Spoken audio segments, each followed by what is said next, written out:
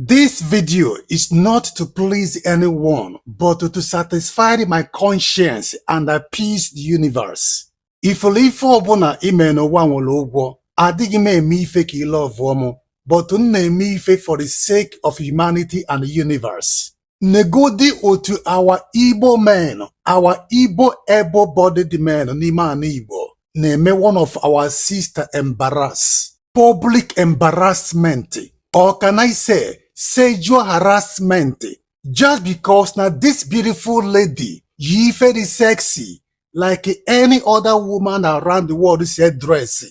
Our Igbo men, when them 1 year, such public embarrassment, one them on Igbo, if for them, every youth around the world are busy with their cell phones, busy with their tablets, and busy with their computers in making research.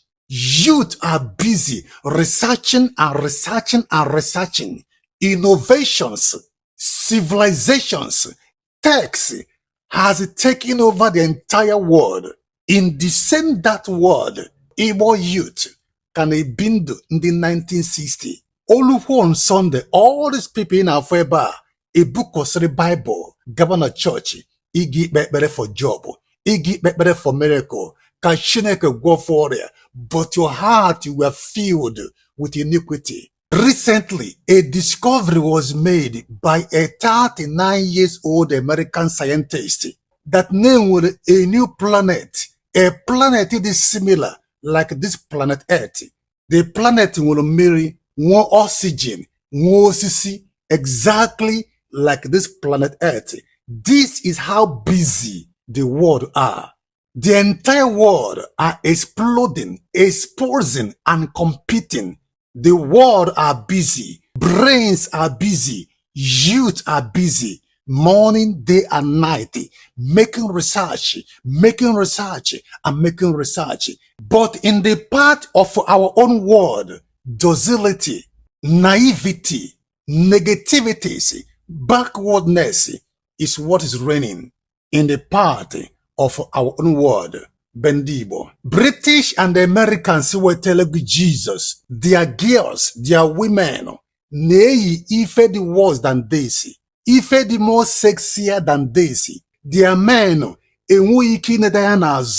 talk more of embarrassing them. Eager in Asia, America, Middle East, and Europe. Iwe nwa wefo ka nwanyi ife di sexy. Iwe meto ya aka talk more of embarrassing her. Ewelunga melogalo. Obro that Nigeria bu a country name exist. A country where the system is functioning. A country where the judiciary is doing their job efficiently. A country where the police are doing their job efficiently. All of you put together, Melefa, ga serve at least one year in prison. But our so-called pastors, our so-called lawyers, and our so-called police officers, ga fochi fendi anina, femanya kofafloya, ifojo and grow every day. They say nothing and they do nothing. Or somebody like me, an ordinary man like me, bonye ga for things like this, well on my small page, na condemn ya, ne kwoku every day, otike mura.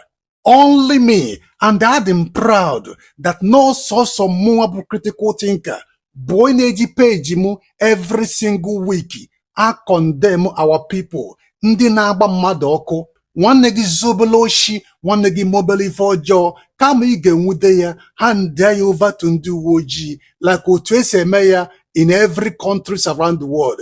Ijide nwanne gị gbaa ya ọkụ, iwolo okwute kubo nwanne gị, obi aka gị. On Sunday Gaboka.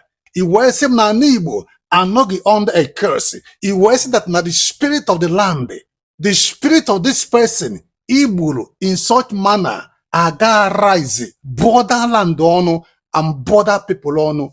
We are suffering today because of Ifo Johnny Naimetalo. These are one of the reasons why Munagija suffer today. And I blame everything to our leaders. Do not blame your leaders. All the jungle justice nine, oyabu the reason why Ani Igbo is not under a curse. Ani Igbo is under a curse. The land is polluted. Our ancestors na-ewe because our hand jupụtara n'ọbara and wickedness. Nkwụ nke m ga-ekwu nga zuru ike nga egbu onwe m.